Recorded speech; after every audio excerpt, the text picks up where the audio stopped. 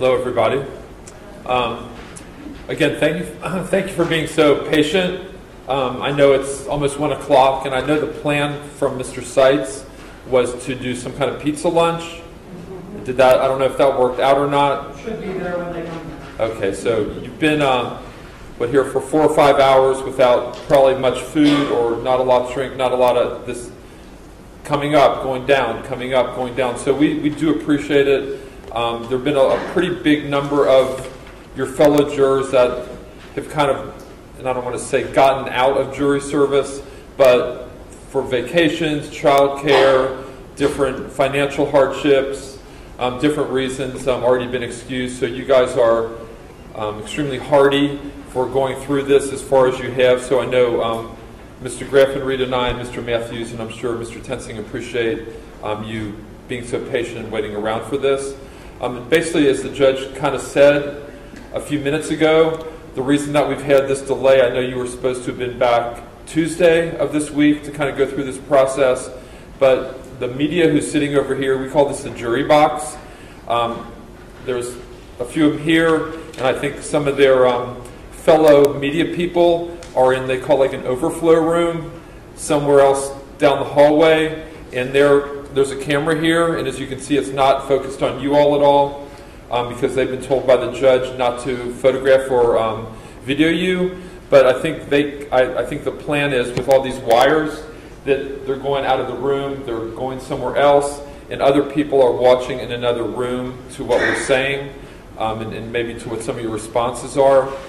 And then, so what we're trying to do is kind of figure out in advance, because if you remember from your questionnaire, and maybe some of you, and I think most of you, kind of knew about this situation, the killing of Sam Dubose back in July of 2015.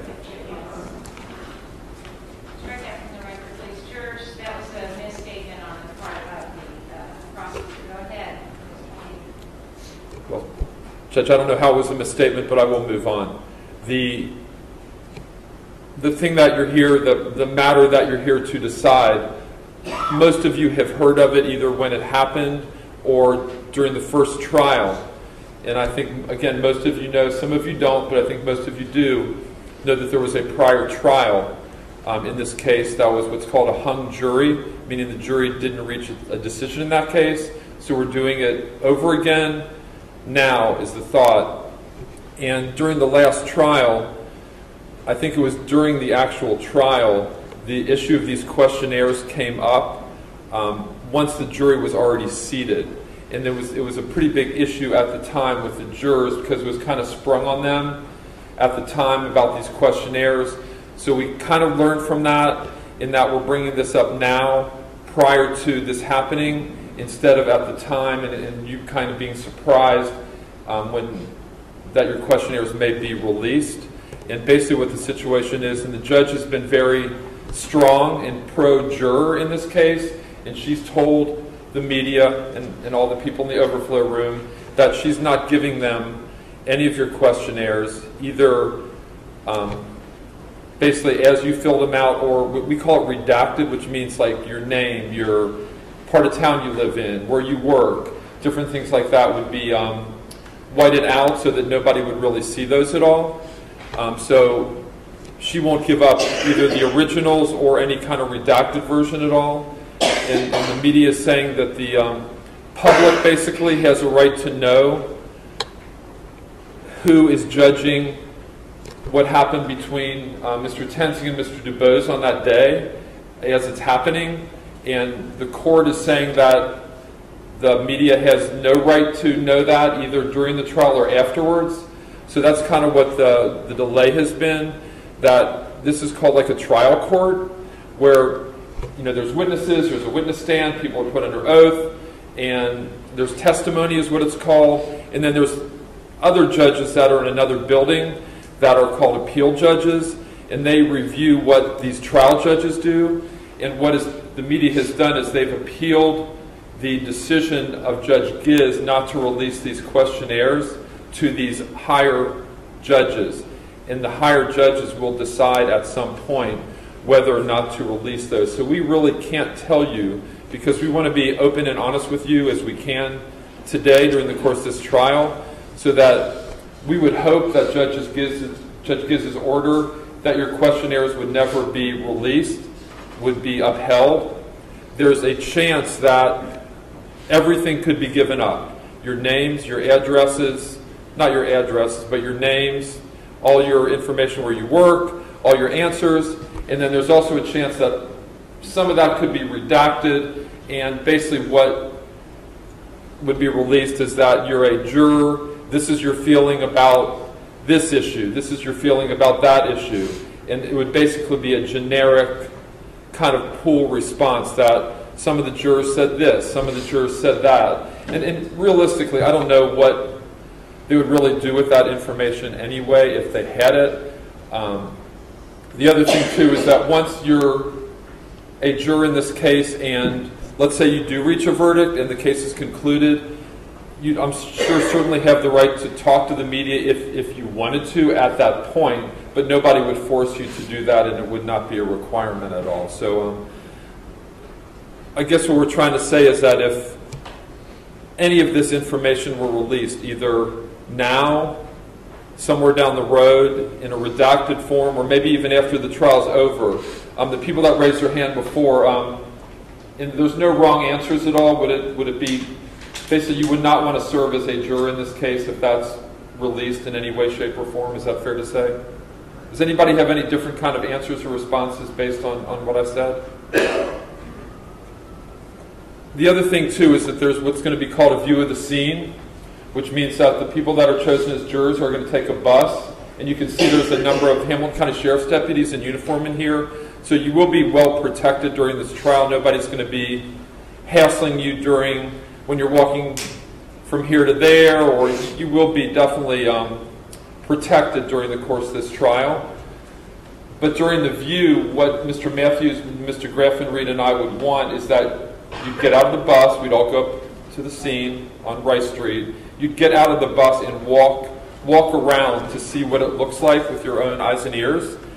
And during the last trial, there was a problem because some of the media and or just random people were kind of at the area, and they had their cell phones and or cameras, and the theory was they were going to film some of the jurors and possibly put them on Facebook or somehow release that. You'd be walking up, looking around, looking here, looking there, to kind of as you would a view of the scene, and that's a potential issue we can't really shield you from at this point. Does anybody have any issues with that if the judge really can't control what happens at the view? Everybody's sticking with what they said before?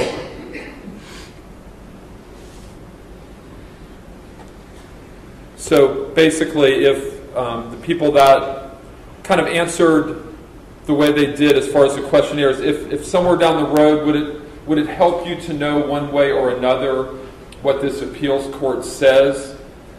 Let's say they say they are going to release it, but it's redacted. They're going to release it after the trial's over, but nobody will ever know your names. Would that reassure anybody or make it maybe easier to be a juror for the people that said they couldn't do it, or would it be kind of a blanket, if it's ever released, I'm just not doing it? And I know that's a lot to ask. Does everybody understand my question, that if they knew the answer, it might change what they said or have you think about it in a different way? Everybody pretty much stuck to what they said before?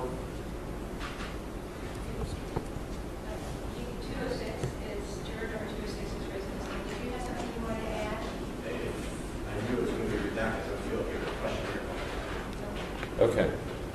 Did everybody hear what number 206, and what's your number, ma'am? 231. It said that if they knew that it was going to be redacted, they'd feel a little more comfortable with it being released. It looks like from a nodding of your heads that if you knew that it was redacted, that would make a difference. Some of you are shaking your heads no, that they definitely don't want it released one way or another, even if it's redacted. But it looks like there's several of you that feel that a release at some point in a redacted form without identifying you individually would work. And just so you know, that's why we're kind of doing it this way, is that even though Mr. Graffenried and I and Mr. Tenzing and Mr. Matthews know your names because the questionnaires that you filled out were all photocopied. That's kind of another reason, because you filled them out Thursday. They photocopied them and we had the weekend to go over those. So we would know your names and all that, but none of us would release that at all to anybody. But that's why we're referring to you as number, so that nobody in this public forum would really know your identity at this point. And when you are questioned in regular voir dire, we refer to you by number as well, never by name. Number 131. You allowed to ask questions? Sure. When you talk about redacting the questionnaires, Yes, ma'am. like there was quite a few places in the questionnaire where we could list names of people. So it wasn't just our name in that questionnaire, it could be other people's names. Would those names be redacted too, or would it just be our information? I guess the thought is that, and that's a good question, that again, it's 100% up to these so-called smarter judges in the Court of Appeals that would decide what's right because they know the law. That's their job to do the right thing. It would be 100% up to those judges. So my thought would be that any kind of thing, let's say your spouse's name, your mother and father, what they do, your kids, where they go to school, different things like that would be out if it was my choice. But again, we want to be as open and honest with you as we can. And even though Judge Kiz was very strong on that, she's wanting nothing released. But I would hope is that if the Court of Appeals would be reasonable and think it through, that basically your answers to the kind of relevant questions, and I think you all know what some of those are. And I think actually a blank copy of that questionnaire was already released to the media as well. So I think they know what the questions are. Do you have an opinion about this case? What is it? Have you discussed this case with others? There's questions about Black Lives Matter. What are your thoughts on that? There's questions about the settlement that UC made with the Dubose family. There's things like that those are the kind of things that would be made public. I'm thinking if it was redacted, and there'd be no way to identify a certain individual with that answer. Just a juror thought this, a juror thought that type of thing. More generic, hopefully, than anything that would come back so that anybody would know that you were on the jury. Separate issue than, let's say, I'm sure your family, friends, different people know that you're jurors, possibly, on this case, so there's no way really to protect you or shield you from that. People in your neighborhood, people in your community knowing that you're jurors. And I know that's a separate issue that there's some questions about that as well, that I'm not really going to talk about that now, but that could come up at a later time. Thank you, folks. Thank you, Your Honor. Ladies and gentlemen, I think if I can sum up what Mr. Teeger said, none of us in this courtroom know what the Court of Appeals may or may not do, or when they may do it, or when they may not do it. Just by a show of hands, how many of you would prefer to wait to see exactly what the Court of Appeals says with regard to what information can or cannot be released? If you feel that you'd like to wait to see what the Court of Appeals does, could you raise your hand, please? And I assume the rest of you are good with proceeding on as we are at this point. Is that fair on my part? I have nothing further. Okay, thank you, Mr. Mann. All right, ladies and gentlemen, we are going to allow you at this time to go back down and eat something in the jury room, and then we will call Brad and let him know that we are proceeding at this time. Thank you so much. We appreciate it.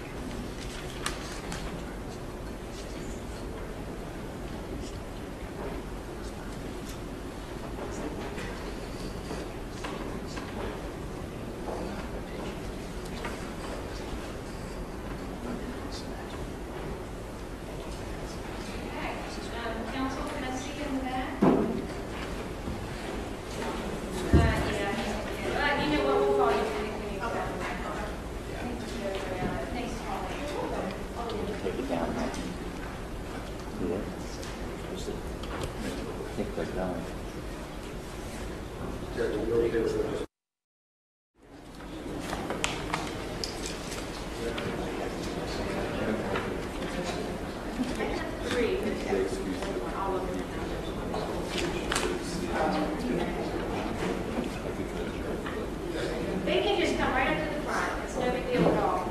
Stand, sit. No, sit, but they don't have to be, it's no big deal. Yeah, absolutely. We just first go seats. Okay. You better stay right there. Okay. All right, you may be seated. Hi. We didn't mean to single you out, but we knew you had certain concerns that you had expressed to for jury commissioner. One of you is leaving today because I met you. Okay, I remember you, juror number 79? Yes. And you told us that when you were here originally, Yes. right? Okay. So one of the things I'm going to note is that during, when I asked 4 questions earlier, you were pretty much a yes to every question, except that you're willing to still serve as a jury or not. Okay. And so I'm going to let the attorneys ask you a few questions. And so we're going to start with you because we know you have a plane to catch and we're trying to help you get out of here as fast as we can. Okay? All right. Mr. Teeter, when you're ready, you can go ahead. You can stay there if you want or get up, whatever you want. Hi. So you had said that, and I know you've got a plane to catch. That's okay. Oh, that's okay. And then you're going to be gone just Saturday and Sunday? I'll be back Sunday night, because we talked about that last week, didn't we? Okay. And just clarify for me, juror number 79, what your thoughts on your questionnaire, as far as if it's released or if it's released in a redacted form, released with your name, what your thoughts on that are. When I signed it, I felt like I was answering everything. If I didn't open up and share my whole life, that I'd be perjuring myself. Yes, ma'am. And I shared some very confidential family matters that, things that I promised my son I would never discuss, and that's very painful for me that it was public. I just don't think that would be right. I would not have put that down, which then I would have been perjuring myself. And we ask a lot of jurors, and we appreciate your honesty because you're following your oath that Judge Giz had given you, and when a question and answer required, you really had no choice but to answer that. Do you remember how you answered the question? Because I think one of the questions was, if some of this is released, what are your thoughts? Do you remember how you answered that? I said I'd have a lot of problem with it. It would be very, I would not want that to happen. Okay. But I said that I think it said, would you still be willing to serve? And I said I would want to, but I didn't know how I'd feel about that. Okay. And we ask a lot of jurors, not only to make a decision in an important case, but then also you're not expecting some of your family history to be disclosed that you wouldn't want to be disclosed. And I would hope that, and again, like we talked about earlier this morning, if the questionnaires are given out, that hopefully that would be the type of thing that would be, we call it redacted or whited out so that they wouldn't get that answer. Would it help you to know whether or not, like, information about a family member would not be given to the media, but information about some of your questions about, your opinion on certain things kind of regarding this case would be given out and other things wouldn't? Would that help you to know that before you... I would not feel good at all with my family when I get out. Okay. And I guess the hard thing, kind of like we talked about before, is telling you in advance, this is in, this is out, this is in, this is out. So it sounds like if it's redacted to your satisfaction, so if somebody gave you that questionnaire and said, mark out what you want, then you'd be good being a juror. But if somebody else makes that decision and leaves that part unredacted, then you could not sit on the jury. It would be very difficult for me. I just feel like I really. I understand. And thank you, juror number 79. Judge, I don't have any questions, and I don't have any objections to juror number 79 being excused. Mr. Teeter, any objections to her being excused or cause? Judge, I think this is one where it is maybe a little premature in that if we do know the answers to some of those later on down the road, we may be able to accommodate her. And if she can come back Monday, maybe we know a little better what we're looking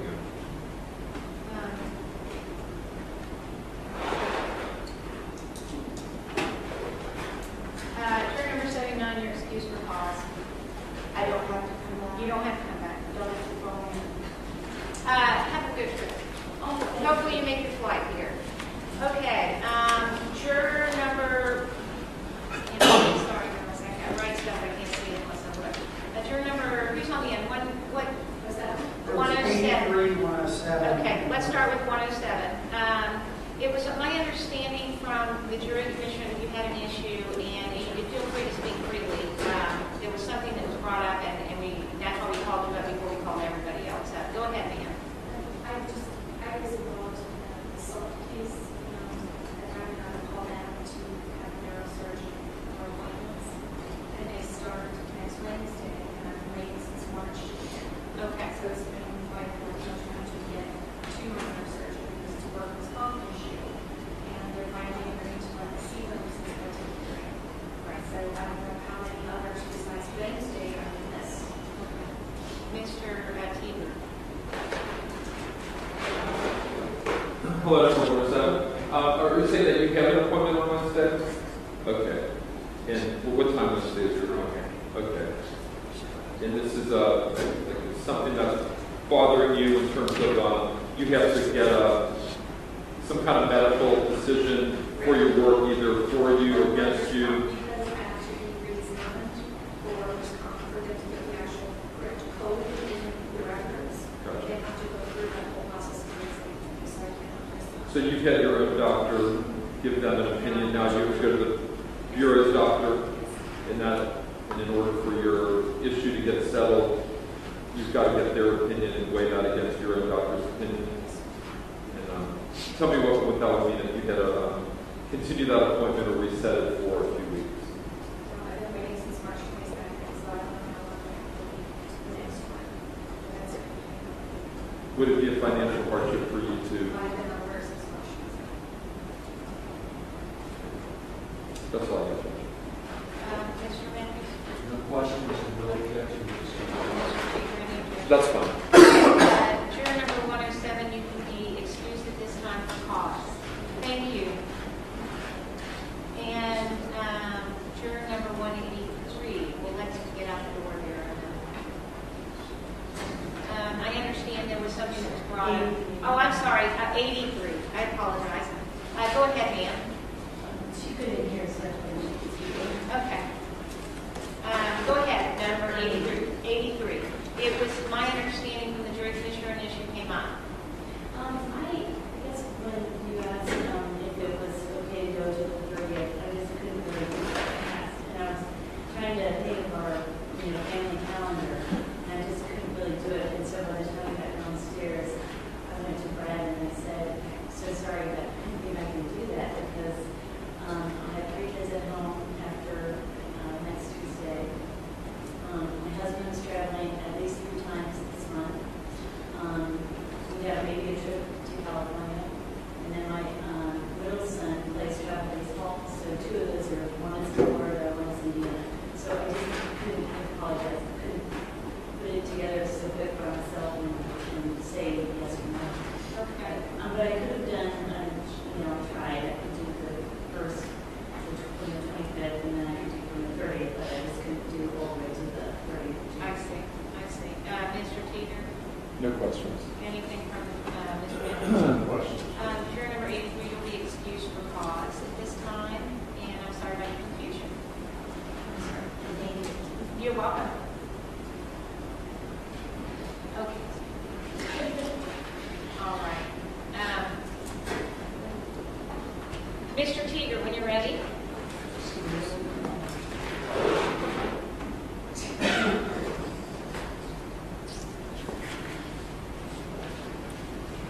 Hello, number 150. Okay, and I know that, and I don't mean to make light of this at all, but you, would it be fair to say that you've got a hearing problem? Can you hear me good now or not? I can hear you now. Is it a little bit faint? Please. Okay. And we don't mean to. I couldn't, I had problems hearing. I knew that. But since I got this big room, I cannot hear her. I cannot decipher anything that she's saying. Okay. Well, let me ask you this. You haven't heard a lot of what Judge Giz has said? Fair to say? Just some. Okay. So there might have been answers that you would have given either to me, Mr. Matthews, or the court, but because you didn't hear them well enough that you might not have been able to disclose things. And I'm going to just move away from the microphone a little bit right now. Okay? I'm going to move away from the microphone. Can you hear me now? Can you understand what I'm saying? Okay. What about if somebody turns their back, can you understand what I'm saying? Can you hear me now? I can hear you, but... Well, let me ask you this, juror number 150. Do you think you could be fair to the state and also to the defendant, knowing that you have a hearing problem in that it's important for you to hear every word? Maybe, do you know what an inflection means? Like somebody's tone of voice or how they're saying something and you might not get that? Did you hear me? Yeah, I hear you. Okay. I didn't understand what you said, but you just, are you saying without the able to? Well, what I'm saying is, do you think that you'd want to be a juror in this case, knowing that you're having some issues and it would be important for you to hear what they say, but also maybe their tone of voice, their demeanor, what they may stress in their syllables or things like that, and you might miss that. Right. Would it be better for you not to be a juror? Yes. It's good. Not to be? Not to be, yes. Okay. I would not want to. I'm not ready to hear it. Yes, ma'am. And I apologize. Mr. Keeper, any objections? No objection. Mr. Hi, juror number 150. You are excused for cause. Did you hear that? Is that good? Okay. Thank you for all your help. We really do appreciate it. All right.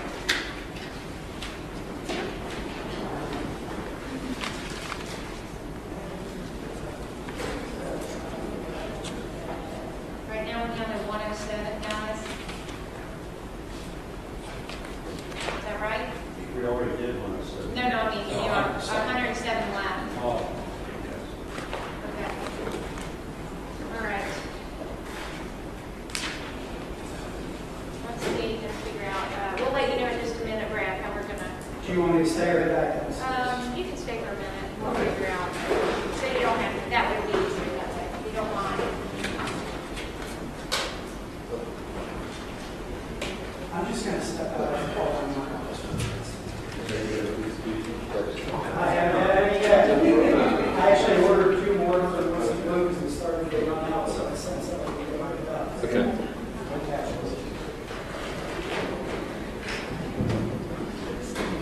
Did she want us? I think she does.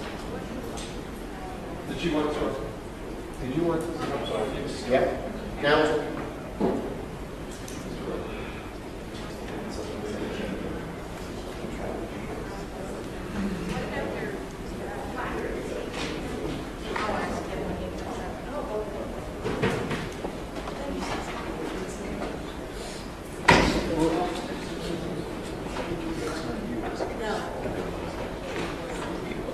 Hey, Brad, are you gonna keep your placards with you? I'm just going to have to bring it back.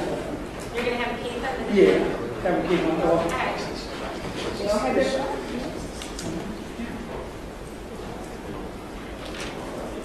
Part of the reason for that is Monday we didn't have a little Oh, right. finding the time to distribute. Okay, gotcha. This would be- That's a good Oh, point. sir, if you could have it down.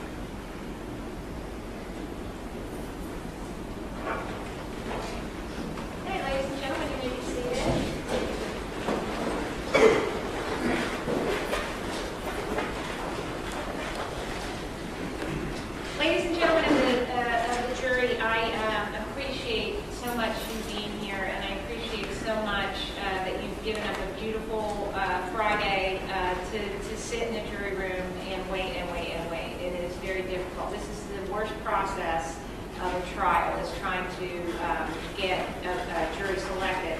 At this time, what I'm going to be doing is I'm going to be releasing you for the day until Monday morning. However, I do want to let you know I brought you here so I could make sure I gave you the same admonishments I did a week ago, all right? There's no discussion of this with anyone. There is no discussion with your family members, with your friends. It's very hard. I recognize that, but we really do need you to remain impartial if you can. Please stay off social media. Please don't read the paper.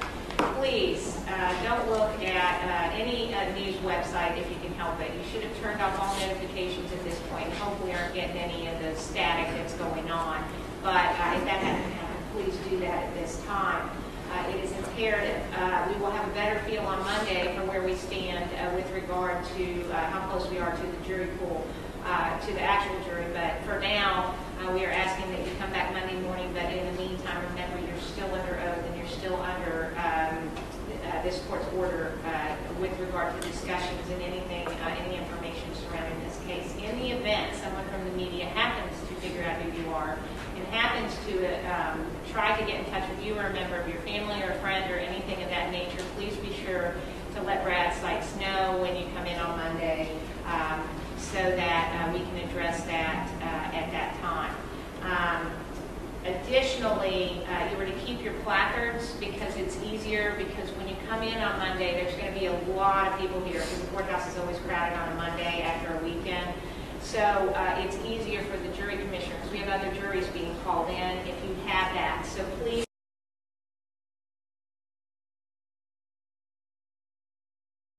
And that way it saves a step at the jury commissioner's office of you having to get that handed out to you. And finally, you will report to the, where's Brad? All right. Oh, you're so quiet over there. I like it. So do I have them report to you or to the, what do you call it, the quiet room? Room 468. Room 468 on Monday morning at what time? We're going to start at 9:30. So how long do they need to get through to be there, ready to go at 9:15? I'd say 9 o'clock. 9 o'clock. Security lines and Okay. things like that. Okay. So 9 o'clock to be safe. Feel free to bring something to eat with you, something to drink. Just so you know, this isn't my courtroom. My general rule is I don't mind if you have something covered to drink as long as it's covered. And try to stick to, just make sure, because this is not my courtroom, and if you spill, you know, I'm Judge Shanahan's not going to be real happy with me. And anyway, I know it's uncomfortable though to be sitting here for a long period of time without having anything to drink. So you're welcome to have something to drink as long as it's covered. All right, ladies and gentlemen, thank you so much. We will see you Monday morning.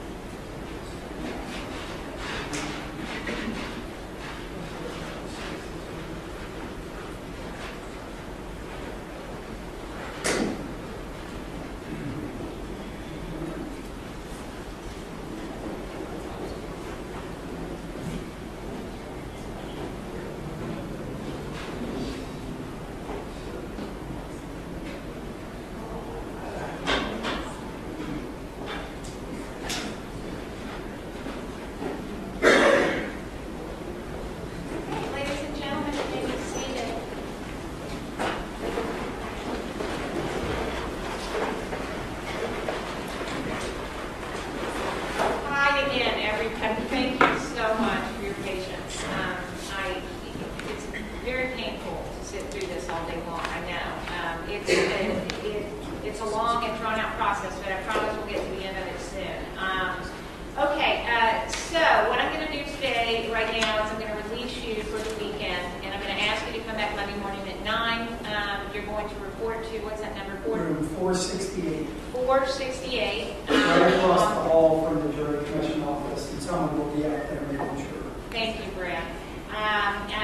You're going to keep your placards with you over the weekend. It'll save a step on Monday morning.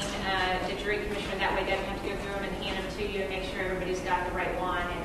And it'll make it go a little faster in the morning.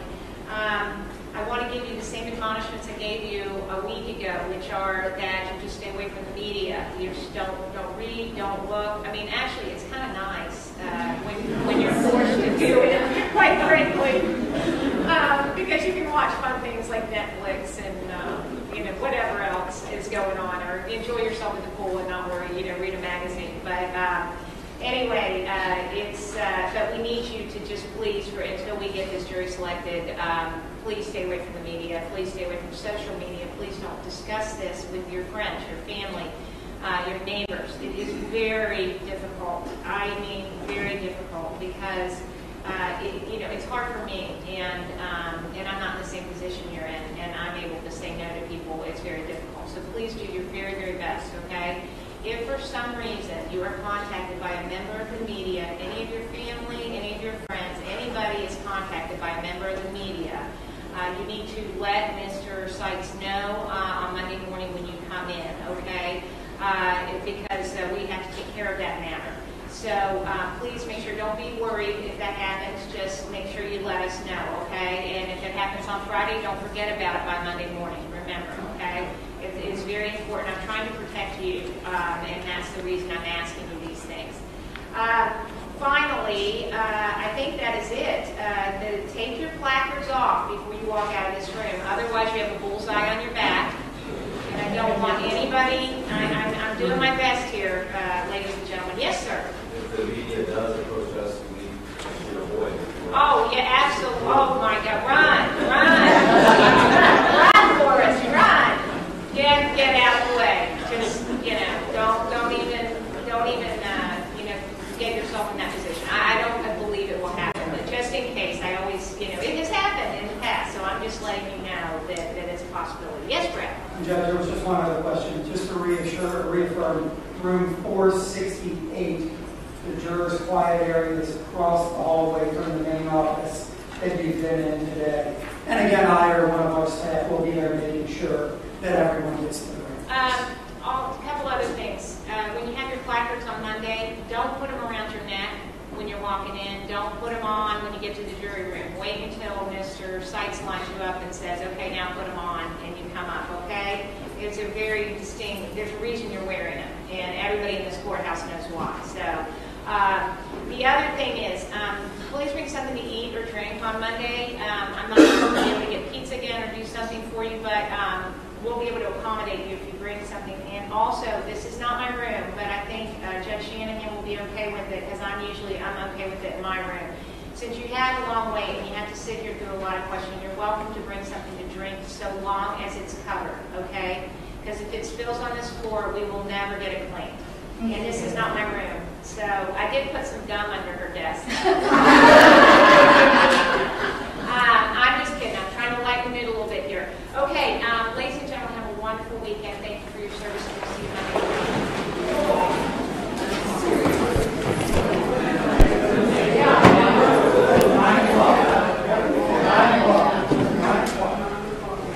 You don't have to wait to get something else.